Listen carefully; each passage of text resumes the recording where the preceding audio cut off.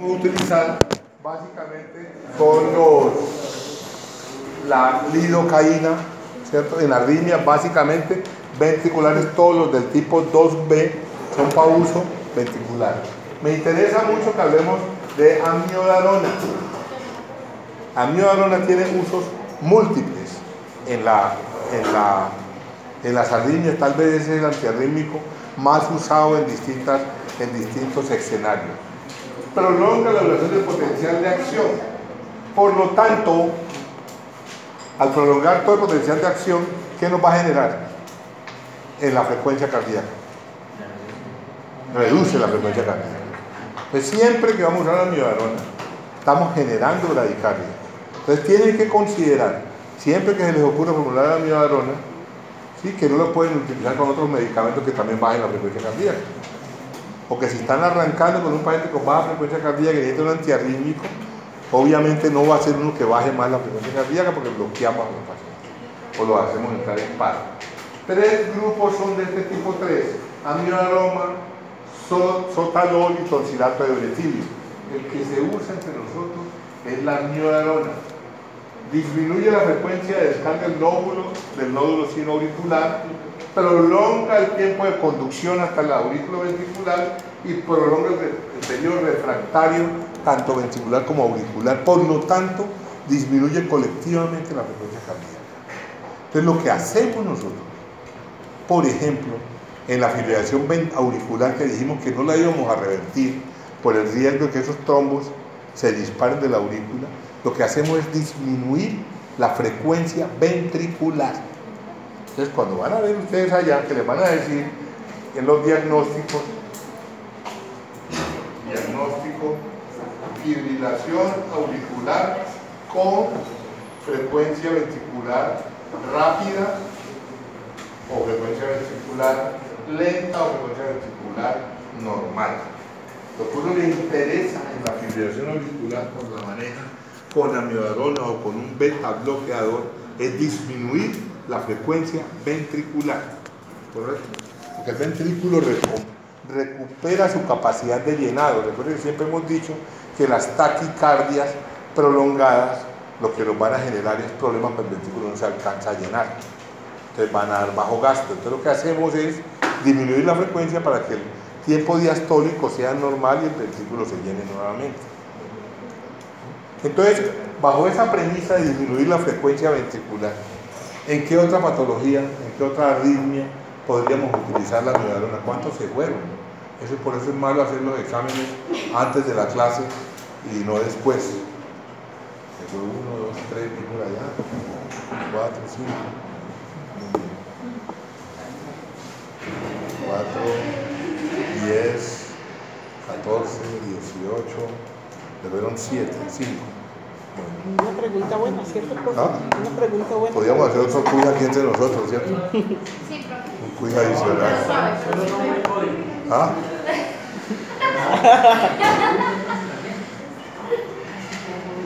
Bueno. La pregunta en el aire estaba, considerando que la amiodarona disminuye la frecuencia ventricular y ese es su mayor valor, ¿en qué otra patología, distinto a la frecuencia de la fibrilación auricular con respuesta ventricular rápida? ¿Dónde más podríamos utilizarla?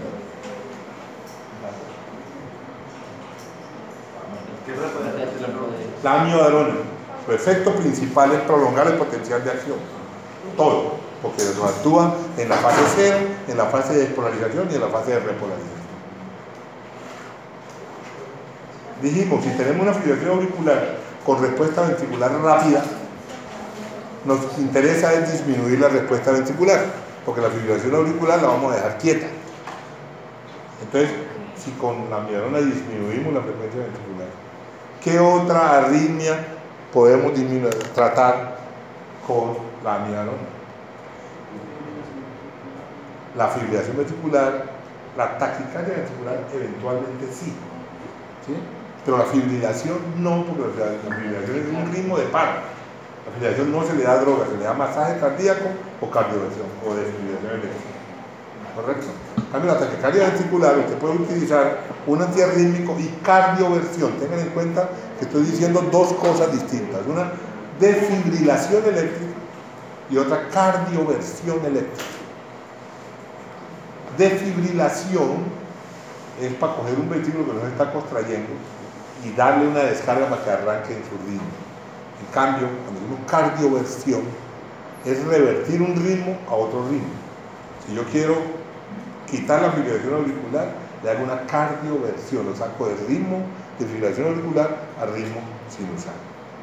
Lo mismo en la taquicardia ventricular, lo saco de la taquicardia ventricular a taquicardia sinusal. Pero la fibrilación ventricular, el paciente está muerto. Esa es la contracción del corazón, eso no es nada, y ese paciente requiere que le demos bomba con masaje mientras van poniéndole los monitores y podemos desfibrilarlo eléctricamente. Entonces, siempre que tengamos taquicardias ventriculares, ¿sí?, podemos usar amiodarona. ¿En los pacientes se puede hacer ambas, o sea, desfibrilación y cardioversión? Es decir, es difícil, uno tiene o taquicardia o fibrilación. Lo que pasa es que usted, cuando el paciente lo desfibrila, puede salir a taquicardia ventricular. Y ahí sí le puedo hacer una cardio, porque el voltaje, mientras usted para desfibrilar necesita poner 360 hasta 900 julios, usted una reversión de una taquicardia la puede hacer con 120 julios.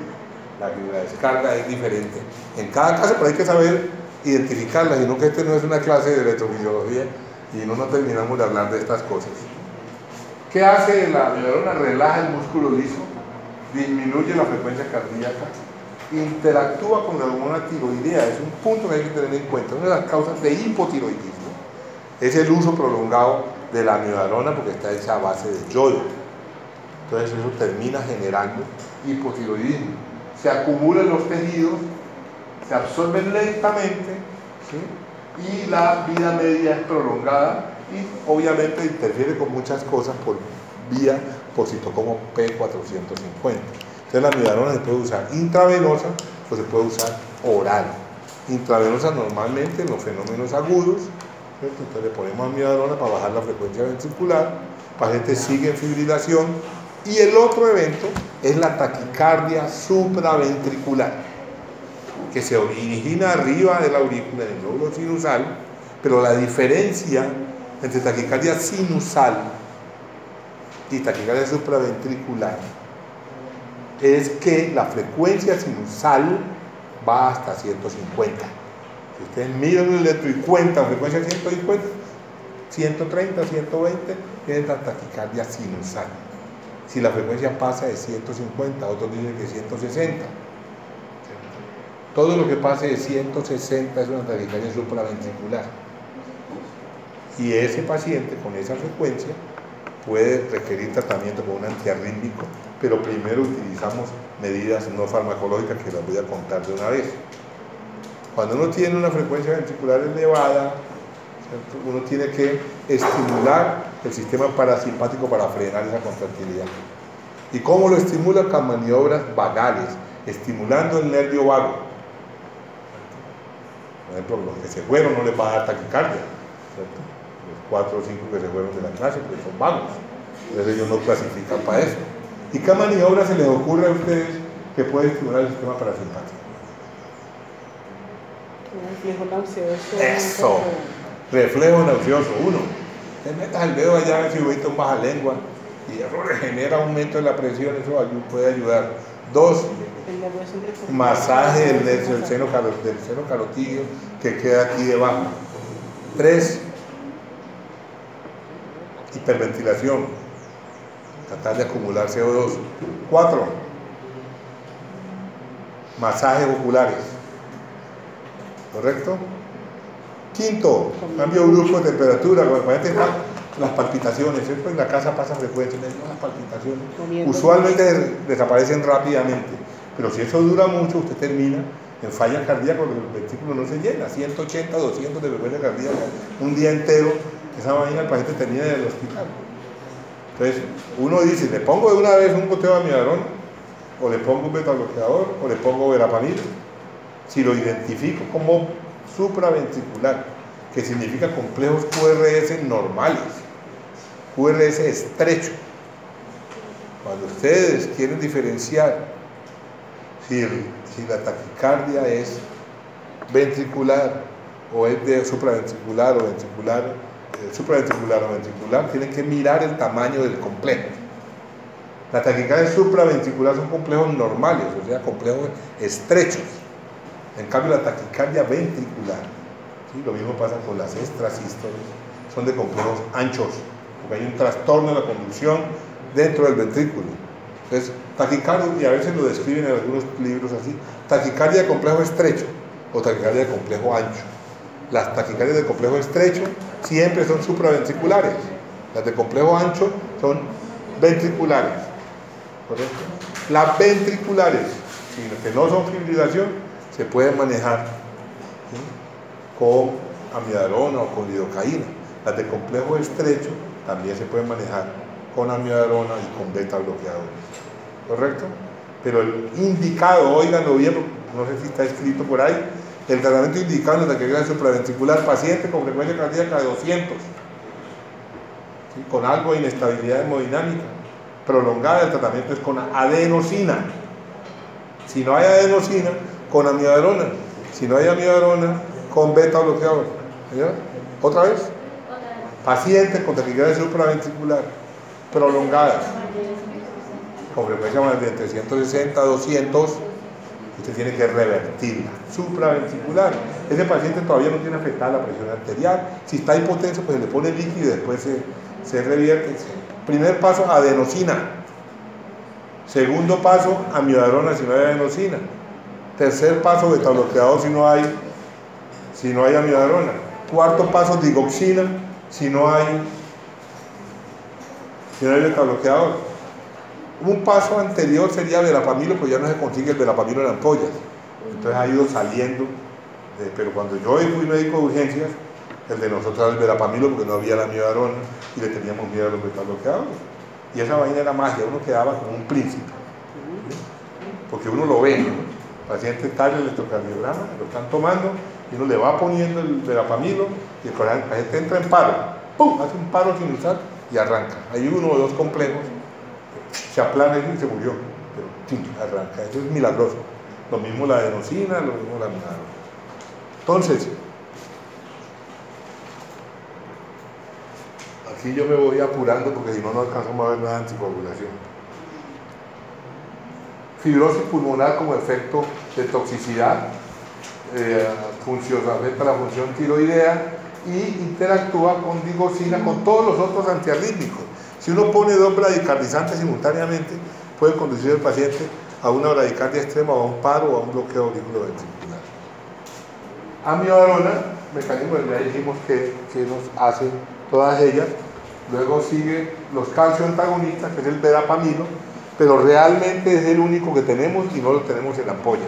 Y cuando lo usamos ambulatoriamente, casi nunca lo usamos como antiarrítmico, sino como antihipertensivo. Recuerden que es un calcio antagonista, ¿dihidro o no dihidropiridínico? No dihidropiridínico, ¿correcto? Y el otro grupo, que es el de la digoxina, que ya hemos hablado de ella, y la adenosina, que les estoy mencionando en este momento. Entonces, ¿qué quiero que les quede en la cabeza? ¿Cierto? Que las taquicardias supraventriculares, ¿cierto?, requieren maniobras vagales o adenosina, amiodarona, beta bloqueantes o anticálcicos, calcio antagonista, en los sitios donde haya eso. Pero si el paciente está más o menos estable, lo primero es esto. Mientras menos veneno le tomamos a los pacientes, les va mucho mejor. Todas las cosas las podríamos hacer. No farmacológicas sería la raqueta. ¿Correcto? Cuando tenemos taquicardias ventriculares, entonces, si es taquicardia ventricular, tenemos varias medidas: amiodarona o cardioversión eléctrica. El otro evento es fibrilación ventricular. Si la fibrilación ventricular, la conducta es desfibrilación y masaje cardíaco externo, o sea, reanimación cerebrocardiopulmonar. Si el paciente usted llega y le da primero los 4 masajes, usted ve que ya salió la taquicardia ventricular, entonces se devuelve aquí y hace medicamento o le pone una cardioversión eléctrica. ¿Sí me queda? Masaje cardíaco externo. Yo es que tengo letra muy mala. Entonces, así como para excelente de eso, cuando la alteración es de la frecuencia auricular, del ritmo auricular, lo más importante es controlar la frecuencia ventricular. Entonces damos medicamentos que nos controlen la frecuencia ventricular, amiodarona, beta bloqueador o digoxina. Y el paciente sigue en fibrilación auricular, para que lo que queremos evitar es el daño causado por la FA, por el trombo que se forme en ese sitio. Ventriculares, especialmente para las extrasístoles. Es que hay muchas cosas de arritmia. Usted puede tener un paciente muy estable y ver electro y usted ve que en cada complejo hace 2 o 3 complejos ventriculares. Entonces siempre una extrasístole aislada no pasa nada, absolutamente nada. Pero cuando usted entre 2 complejos normales ve 3 o 4 contracciones ventriculares, eso puede llamarse una taquicardia ventricular sostenida y comprometer hemodinámicamente a esos pacientes. Se llama bigeminismo si son 2, trigeminismo si son 3, y ya empieza a ser un factor de riesgo para que eso tome el comando. Entonces, en esos pacientes se puede usar la silocaína. O en los pacientes que salen de la fibrilación y la taquicardia y usted quiere sostener a esos pacientes, le pone o infusión de silocaína o infusión de amiodarona. Los otros son beta bloqueadores, pero ya hemos hablado nosotros suficiente de beta bloqueadores y los calcio antagonistas. Ustedes van a tener las diapositivas y yo les digo que gracias y hablemos. Son poquitas diapositivas de anticoagulación. Pero qué pena, antes de seguir, ¿es posible que el parcial pueda ser el 20 de febrero? O... El 20 de febrero es la semana entrante. ¿Por qué? ¿Qué pasa? No, la acepta en 15 días. Es que el 27 son 21 días. Por eso. Y luego tenemos el 8 del examen final más fácil, porque ustedes llegan al examen final estudiado. Es que nosotros tenemos esta semana modulación renal, tenemos parcial de infectología. Sí. Igual se las van a tener igual, porque para el 21 también tendrían que estudiar. ¿Esa misma semana? Estamos haciendo medio semestre en 8 semanas. Estamos haciendo medio semestre en 6 semanas. ¿Y no me puedo dar en cuanto al menos para la próxima clase teniendo todas las diapositivas que tenemos? O sea, lo que pasa es que yo al principio le había mandado mal a Daniela porque copié mal el correo, pero después la mandé con ustedes. Lo que hemos visto hasta ahora están todas. No creo que les deba diapositivas. Pero digo, los temas que nos falta por ver, como para nosotros ir adelantando. Ustedes no adelantan nada, hoy no adelantaron nada, ya lo tenían, sabían cuál era el tema. Ustedes viven muy ocupados, yo no creo que sea vagancia, sino que tienen muchas cosas. No me los imagino adelantando temas, pero pues yo no tengo problema. Ayúdenme, Giovanni, aquí buscamos.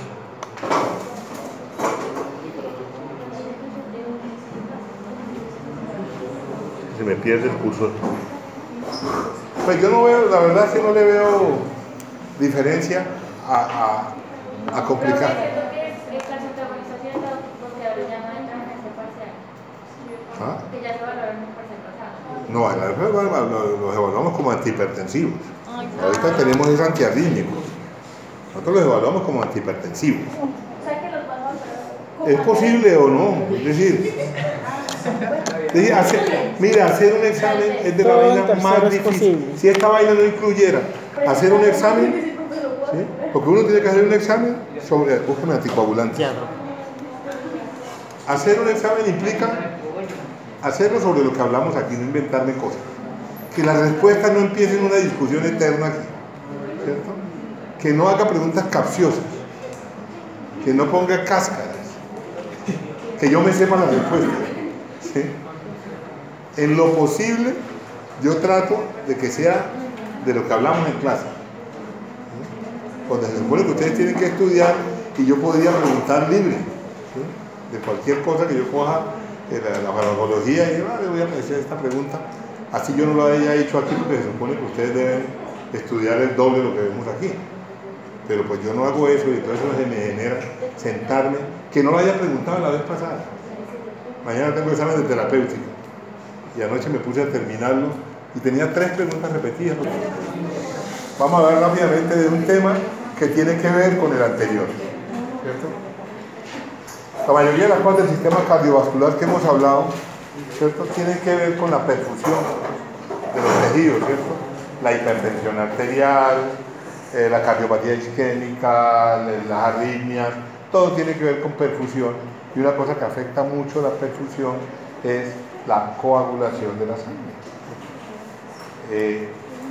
Todos los fenómenos que nos ocurren a nivel cardiovascular pueden afectar la turbulencia, el flujo de la sangre, que usualmente es lineal, donde las partículas van, las células van y van produciendo sus efectos sin ningún problema.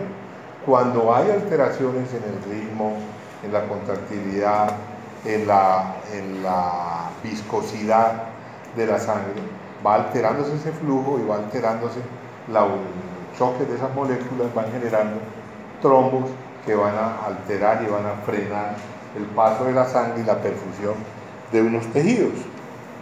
Para hablar de eso tenemos que hablar primero de qué es lo que hace el organismo, la máquina perfecta que tenemos nosotros. Lo primero que hace es defenderse de las agresiones, y en el caso de la coagulación de la sangre, la formación de trombos, el evitar el sangrado en ciertos sitios, lo que nos va a generar es una respuesta del organismo, ¿cierto? Todo lo que hacemos para que no se pierda sangre es el mecanismo, todo lo que hace el organismo es la hemostasia.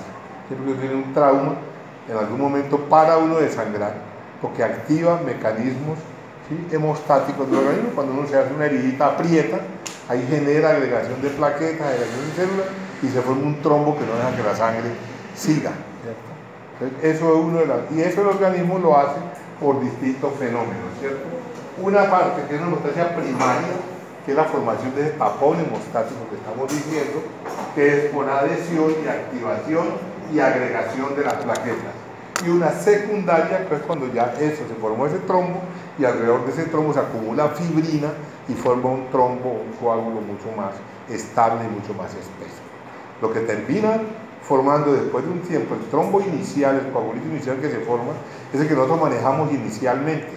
El trombo ya establecido, que empieza a generar cambios después de eso, es lo que nosotros decimos que le hacemos fibrinolisis, porque anticoagulamos esa parte inicial y trombolizamos o hacemos fibrinolisis en la parte final de ese trombo. ¿Qué ocurre normalmente? La primera lesión del vaso, intrínseca o extrínseca, genera una respuesta vasoconstrictora.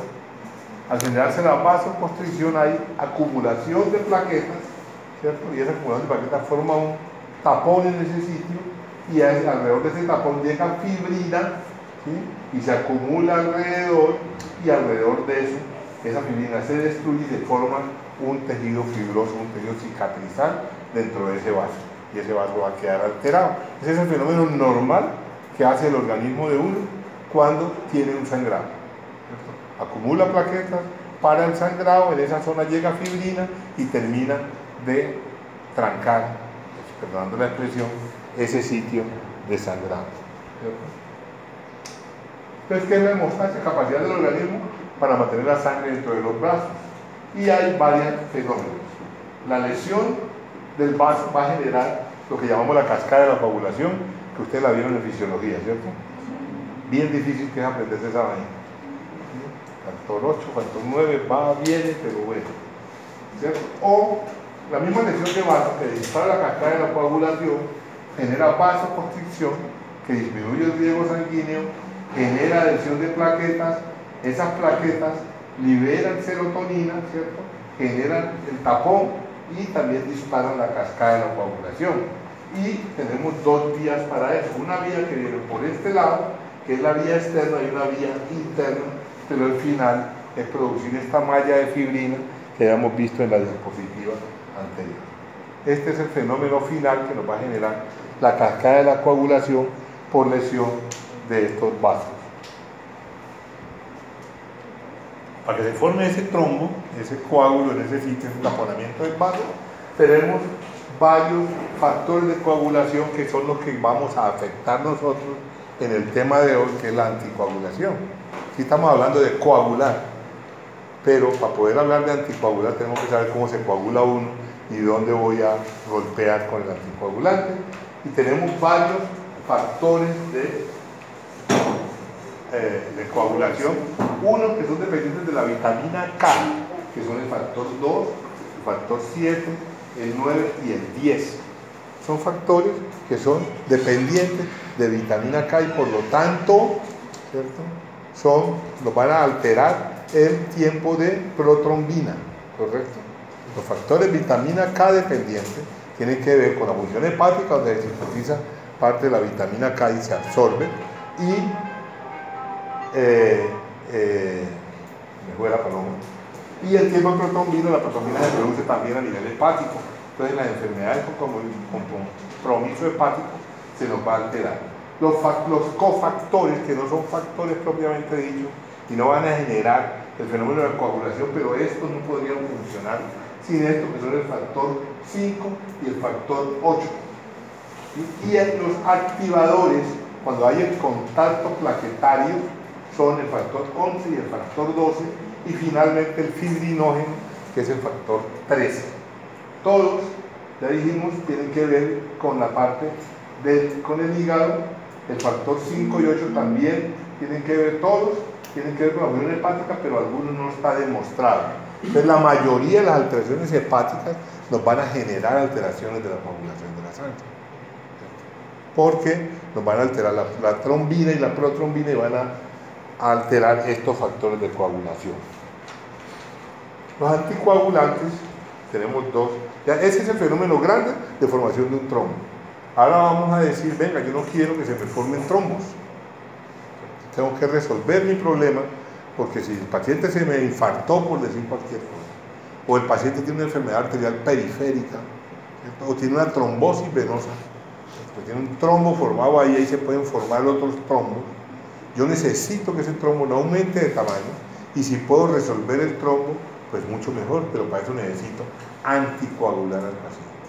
Y la anticoagulación tenemos dos tipos. Uno, los de acción directa, y otros de acción indirecta. La acción directa es que actúa directamente sobre la cascada, inhibiendo la cascada de coagulación en cualquiera de los factores que estamos viendo ahí, y cuando veamos los anticoagulantes vamos a ver que unos actúan sobre unos factores y otros sobre otros. Y en cambio los indirectos, ¿cierto?, actúan directamente, ¿sí?, indirectamente unidos a proteínas, ¿sí?, o en alguna otra vía metabólica, y entonces tenemos dos grupos: las heparinas no fraccionadas y la heparina fraccionada, y tenemos los anticoagulantes orales. Entonces nosotros vamos a tener, ustedes van a trabajar y van a conocer principalmente los anticoagulantes orales, tanto el antiguo histórico que tenemos, que es la warfarina, como los nuevos anticoagulantes orales, y los anticoagulantes indirectos mediados por la antitrombina 3, que son las heparinas. Esos, entonces usted tiene que tener en la cabeza dos grupos: heparina, de las cuales tenemos dos: uno de heparina no fraccionada y otro de heparina fraccionada o de bajo peso molecular.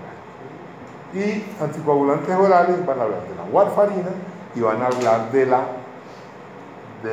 los nuevos anticoagulantes orales, que son dabigatran, apixaban y rivaroxaban, que más adelante van a estar ahí.